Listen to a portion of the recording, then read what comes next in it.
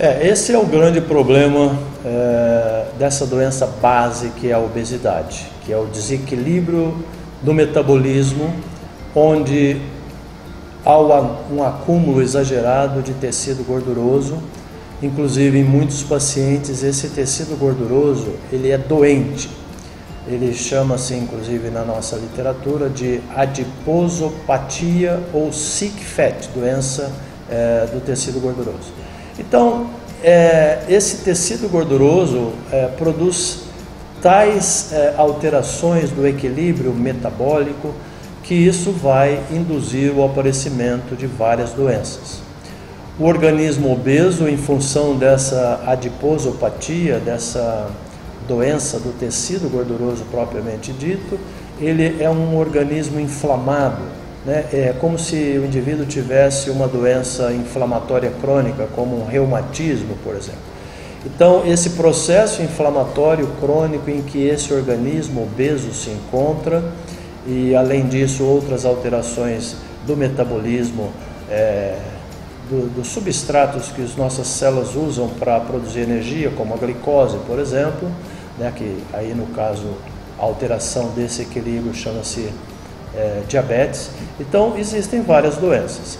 Essas doenças, por estarem muito dependentes da obesidade, por virem junto com a obesidade, por serem produzidas pela obesidade ou agravadas por ela, nós chamamos de comorbidades da obesidade mórbida.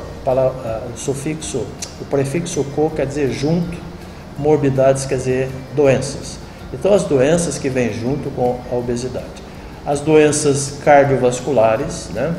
A obliteração de vasos sanguíneos no cérebro, no coração, no intestino, por deposição de colesterol, triglicérides, vai obstruindo esses vasos até o ponto em que esses vasos se obstruem, e aí você vai ter a morte desses órgãos, coração, cérebro, intestino, por falta de sangue. Estas mortes são chamadas de infartos ou infartes. Então são as doenças no grupo chamado doenças cardiovasculares, que são as doenças que mais matam os seres humanos no nosso mundo ocidental.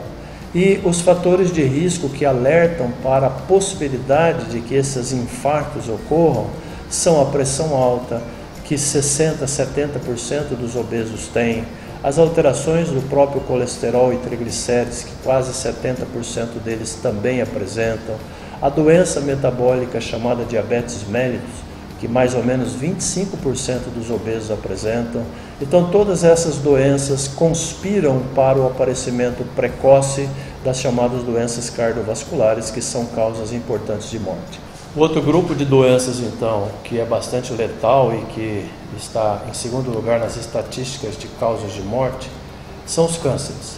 E os cânceres incidem na população de obesos mórbidos em torno de 5 vezes mais frequentemente do que na população comparável não obesa. Cânceres do intestino grosso, do ovário, da mama, do útero, da vesícula biliar, do esôfago, porque é mais comum refluxo em obesos, enfim, são vários cânceres em vários locais que vão aparecer por causa da obesidade com muito mais frequência, e essa é outra preocupação muito grande. As doenças ortopédicas que resultam da destruição das articulações que suportam peso, né? Tornozelo, joelho, quadril, coluna, essas produzem muito sofrimento, né? Porque essas articulações desgastadas se inflamam, produzindo as chamadas osteoartrites, e aí o indivíduo fica inabilitado para fazer um monte de coisas, inclusive profissionalmente. Aí ele não consegue andar, ele tem que usar muletas, tem que usar bengalas, né? Sofre dores incríveis o dia todo, semanas, meses e anos a fio.